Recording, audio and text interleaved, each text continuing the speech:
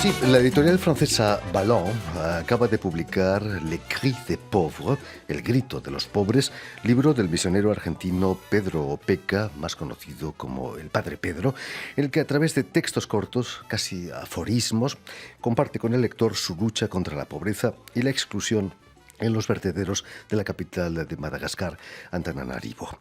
Gracias a su acción, en los últimos 40 años han sido creados 18 pueblos en Madagascar y se calcula que ha salvado o ayudado a más de 500.000 de personas. Y para hablarnos de su libro y de su intensa obra en Madagascar, Pedro Opeka, el Padre Pedro, ha sido tan amable de venir a nuestros estudios. Buenas tardes, Padre. Buenas tardes. Y sobre todo, muchísimas gracias por haber aceptado nuestra invitación. No hay de qué. Permíteme que explique antes que nada que naciste en 1948 en Argentina, hijo de padres eslovenos, y que aprendiste el oficio de albañil, que era el de tu padre. Pero me gustaría que nos contase qué hizo que a los 15 años te decidieras entrar en el seminario de los vicentinos. Lo que hizo eso es quizás porque vengo de una familia donde la fe no es una apariencia, donde el amor de Dios no son palabras vacías, no es una costumbre, sino que es vida. Mi madre fue una campesina en Eslovenia, mi padre fue un albañil, pero creían de corazón, tenían la fe en el corazón. Y bueno, cuando huyeron del comunismo en la ex Yugoslavia, y mi padre tenía que haber sido fusilado, después de una vez firmada la paz, después de la Segunda Guerra Mundial, fue el único que se salvó de uno de los lugares donde habían matado 5.000 personas. El único sobreviviente era mi padre. Luego se escapó a Italia, allí fue a un campo de refugiados bajo la Cruz Roja Internacional, y ahí encontró a mi madre, que también huía de Eslovenia. Y ahí se encontraron, se conocieron y bueno, como eran dos personas tan verdaderas, tan auténticas, se amaron y se casaron en Italia. Y luego pidieron ir a Canadá o América Latina, y Argentina la recibió la primera. O sea, vengan aquí, Argentina, los brazos abiertos. Eso sí que Argentina, en ese sentido de acoger emigrantes, fue un ejemplo en el mundo. Y ojalá que lo siga siendo Argentina, porque la tierra es de Dios, y es de todos los humanos, y es de todos los terrestres, ¿no? Como se dice, ¿no? Y entonces, bueno, allí en Buenos Aires, como se rezaba en mi familia, y cuando comencé a leer los evangelios, Cristo, Jesús, que amó los pobres, que vivió entre los pobres, me impactó y digo, a este hombre lo voy a imitar, a este hombre lo voy a seguir, porque era amigo de los pobres, porque vivía en una gran humildad en medio de los pobres, y que hablaba de corazón y con qué fuerza. Cuéntanos, ¿cómo fue la infancia de Pedro Opeka ahí en Buenos Aires? La infancia fue, mi padre y mi madre tuvieron 8 hijos en Buenos Aires, 8 hijos, la gente se tomaba la cabeza, dice, pero señora, ¿cuánta gente trabaja en su casa? Dice mi marido, y yo soy el segundo de los 8, primer varón. Y mi padre, todas las vacaciones, día feriado, me decía, hijo, ven a ayudar a tus hermanitos y hermanitas, ven. Y yo fui con él cuando tenía 9 años. Así que todas mis vacaciones las pasé trabajando como peón, albañil, y aprendí el oficio del albañil con mi padre, y se lo agradecí siempre, porque sabiendo un oficio, sabiendo manejar mis manos, construir, que yo lo tomé como una gracia, como un don que Dios me ha dado. Por eso siempre a mi padre, antes de que muriera, a los 93 años, le dije, papá, gracias de haberme aprendido a trabajar con mis manos, de haber aprendido tu oficio de albañil, y me ayudó tanto luego en África, en Madagascar. Y entonces, bueno, la vida era sobria. No éramos pobres, pero se vivía de una manera muy sobria, no había muchas cosas que sobraban ahí, pero qué amistad, qué compañerismo, qué alegría, qué amor entre los hermanos que teníamos. Éramos familia numerosa, pero cómo nos queríamos había una unidad tan fuerte porque nuestros padres también nos querían. Y ese amor que nos daban, pero lo partíamos entre nosotros. Y eso éramos numerosos, pero yo nunca no olvidaré esa juventud, esa adolescencia, la infancia, nunca la olvidaré. Es la mayor riqueza. Y bueno, ahí entonces yo dije, yo voy a ser misionero, voy a ir a África, a ayudar a los países más pobres que Argentina, porque cuando yo quité la Argentina, 1968, había solo 3% de pobres debajo del umbral de la pobreza, 3%. Y yo no huía la pobreza de Argentina o a latinoamericana para ir a ver una pobreza exótica a África y ver pobres más simpáticos. No, yo fui por un ideal, fui con un ideal de fraternidad, de ayuda, de que cada ser humano es mi hermano, que sea de África, de Asia, de América Latina, Europa. Vas a continuar tus estudios en Ljubljana, Sí. la capital de Eslovenia, la tierra natal de tus padres. ¿Qué sentiste cuando llegaste al país de tus padres? Una emoción y una alegría enorme, porque mis padres, mi papá y mamá, nos hablaban de Eslovenia, de los bosques, de los Alpes, de la nieve, de los ríos limpios, de esa hermosa naturaleza, porque Eslovenia es como Suiza, es hermosa. Y entonces, bueno, cuando llegaron a Argentina era todo plano, en la pampa. Yo no vi la primera montaña que yo he visto cuando tenía 20 años. Cuando 17. Cuando fuimos a Neuquén, ahí vi por primera vez la cordillera de los Andes. Era un acontecimiento también. Así que cuando descubrí la tierra de mis padres, qué alegría. Y todavía tenía familia, mi abuelo, mi abuela, primos, tíos y tías. Fue un encuentro extraordinario. Yo los abrazaba y ellos me miraban, me daban la mano. Pero un latinoamericano no puede dar solamente la mano. Un abrazo y sentir el otro, el amigo, el familiar, ¿no? Pero ellos también lo sentían mucho. Y bueno, en aquel tiempo había todavía persecución a la iglesia, no se le daba ninguna posibilidad en la vida pública, era todo a escondidas.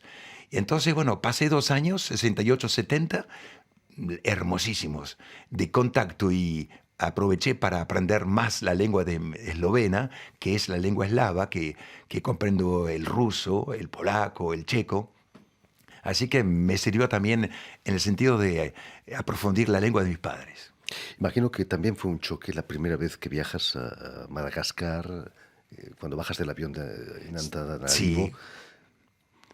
Muy diferente, ¿no? Al mismo tiempo. Sí, yo siempre dije que yo nací 2 veces. Una vez yo nací en Buenos Aires y la segunda vez nací en Antananarivo, donde bajé del avión y que vi, este es otro pueblo, otra lengua, otras costumbres, otras tradiciones, otra mentalidad, otro clima, todo era diferente. La naturaleza es también muy Naturaleza. Entonces, nací 2 veces yo, una vez en Latinoamérica y otra vez en Madagascar, en África. En Madagascar vas a pasar primero 15 años en la selva. Cuentas que había mucha pobreza, pero también mucha solidaridad. Sí, en esos primeros años, del 70 hasta el 85, 88, yo he visto gente pobre, pero unida, solidaria, con cómo se ayudaban entre ellos. En aquel momento, cuando yo repartía un pan, ese pan se repartía en 20, 25 pedazos, todo el mundo tomaba su parte. Tener una parte de lo que se da era muy importante. El pueblo malgache es un pueblo muy alegre, que sabe recibir a los invitados, que sabe recibir a la gente de afuera. Es un pueblo que le gusta vivir y muy espontáneo, ríen. Entonces yo me sentí casi como en casa, solamente que me faltaba conocer un poco la lengua y las tradiciones. Y así que despacio fui aprendiendo la lengua de ellos y sus costumbres. Y bueno, y lo que me ayudó lo más no fue en la fe ni la oración, sino fue el deporte, el fútbol. Con el fútbol es donde a mí cuando me vieron que jugaba ahí en el patio de la misión, me invitaron a formar parte del equipo de la ciudad, de Vangainjano. Yo digo, sí, ¿por qué no? Si me invitan, estoy con ustedes. Era el único blanco que corría en el lugar. Y bueno, eso despertó tanto interés. Y cuando metíamos un gol, cuando soltábamos uno sobre el otro, festejar un gol, por primera vez que veían un negro que se abraza con un blanco y que lo festejan y que gritan el gol juntos, porque un gol es el fruto de un equipo, de un esfuerzo común. Y bueno, el fútbol me ayudó muchísimo para entrar en el corazón de la gente. Vas a viajar a Antananarivo, vas a ver los vertederos, es otro mundo, ¿no? Sí, luego, después de 15 años cuando estaba trabajando en el sur, y ahí tuvimos regímenes políticos de izquierda, y donde que todavía hundieron más la pobreza en Madagascar, ¿no? Y porque muchos se dicen de izquierda por el pueblo, pero no hacen nada por el pueblo. Hay tantas personas que hablan, prometen, no hacen nada. No hacen nada. A mí eso no, yo no lo soporto. Y bueno, después de 15 años, cuando yo sufrí, caí enfermo porque yo comía lo que ellos comían, bebía el agua contaminada que ellos bebían también. Yo tenía hasta 7 clases de microbios diferentes en mi estómago. Yo no podía mantenerme de pie al final y me quería ir. Me quería escapar de Máscar porque era demasiado fuerte ver tanta gente pobre que se moría por la diarrea, por el paludismo, tuberculosis. Entonces, como era blanco, yo no podía hablar, meterme mucho en política. Entonces, aunque yo le hablaba y decía lo que pensaba, pero bueno, había una fatalidad en la gente. Decía, esto es la voluntad de Dios, que el hijo se muera. Digo, no. Dios quiere que tu hijo viva. Si tu hijo se ha muerto, es porque el Estado, porque el gobierno, porque el hospital, los doctores, las enfermeras, no le dieron el medicamento que tenían que darle, si no se le daba un billete o algo, no se lo corrompía. Digo, entonces, bueno, yo defendía la justicia, ¿no? El derecho de la vida, ¿no? Y no ponerle a la espalda de Dios, Dios quiere que mueran los niños y las madres jóvenes. No, yo digo, Dios también llora por cada niño que muere, por cada madre que muere. Imagino que todo eso te causó más de algún problema con las autoridades. Seguro, pero como el trabajo que estábamos haciendo era muy popular, ya no podían tocarme. Y cuando yo fui con unos jóvenes del país al vertedero y cuando he visto allí 1.000.000 de niños en la basura, me quedé mudo. No pude hablar más. Le digo, aquí no tengo derecho a dar consejo ni a hablar. Aquí hay solo que actuar. Hay que actuar, hay que hacer algo. Esa misma noche yo no podía dormir. Me puse de rodillas en mi cama, levanté las manos y dije, Señor, ayúdame a hacer algo por estos niños que he visto hoy. Yo no sabía qué. Yo soy un hombre práctico. Ya hace 15 años que estoy en Madagascar. Conozco la lengua, las costumbres. No tenía dinero, no tenía medios, pero tenía la fe y la convicción que Dios nunca abandona lo más pobre, los niños, en un vertedero. Y ahí sentí una fuerza. Y al día siguiente me fui a verlos y les dije, si ustedes aman a sus hijos, vamos a prepararles un futuro. Claro que los amamos, dijeron. Y en cada familia había 1, 2, 3, 4, 5, hasta 6, 7 niños muertos por familia. Y yo digo, si le quedan los niños que le quedan, vamos a hacer que vivan, para que nadie más muera aquí. Y gracias a Dios, comenzamos luego yo le dije, con el trabajo, con la escuela y con una disciplina, es decir, con reglas comunitarias, porque tenemos que vivir juntos, vamos a vencer la pobreza. Me miraban como alguien que caía de un planeta fuera de la Tierra, y al final dice, bueno, ¿y por qué no creerle? Y cuando yo estuve con ellos todos los días y luego los jóvenes que vinieron, que me siguieron de la ciudad, y ya pusimos gente en permanencia con ellos, ya la gente comenzó a creer. Sí, esto ya no son palabras, no son promesas, aquí hay actos, aquí hay acción. Padre Pedro, ¿qué es Akamasoa? Akamaso es en lengua malgache, quiere decir los buenos amigos. Y nosotros comenzamos Hoy somos reconocidos como una asociación humanitaria que el Estado nos ha reconocido de utilidad pública, pero somos más un movimiento de solidaridad, un movimiento de justicia, de fraternidad. Porque a mí no me meten más en ninguna como dicen los franceses, un moule, Un molde. un bote. A mí no Molde. me pone más. A mí, aquí, cuando usted trabaja con la fuerza y el espíritu del Evangelio de Dios, nadie más lo mete en un molde. Aquí no hay molde que valga. Somos un movimiento de justicia, de solidaridad, de fraternidad. Porque somos todos iguales. Y en esta tierra hay riqueza para todos. Y cuando comenzamos a trabajar, y bueno, comenzamos a tomar conciencia y confianza en nosotros mismos. Los pobres comenzaban a creer que son capaces de ponerse de pie por el trabajo, con sus hijos a través de la escuela de educación y respetándose los unos a los otros. ¿Qué piensa el padre Pedro cuando ven las noticias que en la frontera franco-italiana hay miles de migrantes hacinados que no les dejan pasar la frontera? Es una vergüenza que estos jóvenes, son muchachos y son también mujeres, niños, que han vencido el desierto, han pasado de una manera dramática el Mediterráneo. ¿Cuántos de sus hermanos y de sus amigos se han muerto ahogados ahí o muertos de sed en el desierto? Y ahora, en Europa, este continente tan rico, con tantas posibilidades, los tenemos ahí acorralados, que son algunos cientos. Nosotros en Acamasúa hemos recibido en un solo día 200 personas y nadie se asustó de nadie. Tomamos uno por uno y le dimos lo que teníamos y compartimos lo que podíamos compartir y nadie dijo aquí no hay lugar para uno, para tal o tal persona.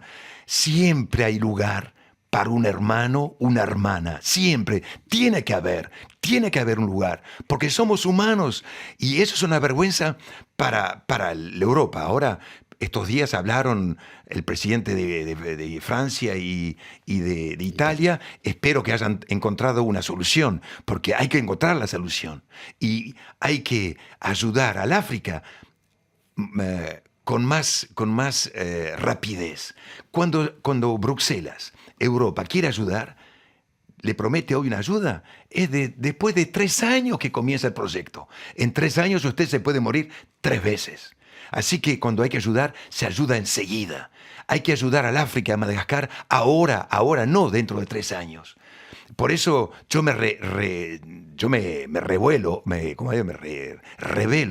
contra la gente que me dice, sí, espere. ¿Espere qué? Que la gente siga muriendo, que los chicos sigan en la calle, que los chicos sigan en lo vertedero. No, señor. Por eso voy a Europa como peregrino y voy de pueblo en pueblo, de país en país donde me invitan y nunca vuelvo a Madagascar las manos vacías, nunca, porque los que me escuchan hablar sienten que hay algo de sincero, de auténtico y quieren ayudar, porque cuando alguien sabe que No importa. Conteste. Bueno, yo lo corté, qué cosa. Bueno. No hablamos de la sinceridad. Ahora sí, me vaya de vuelta, no sé quién fue, Apeldi. Luego lo podemos... Sí.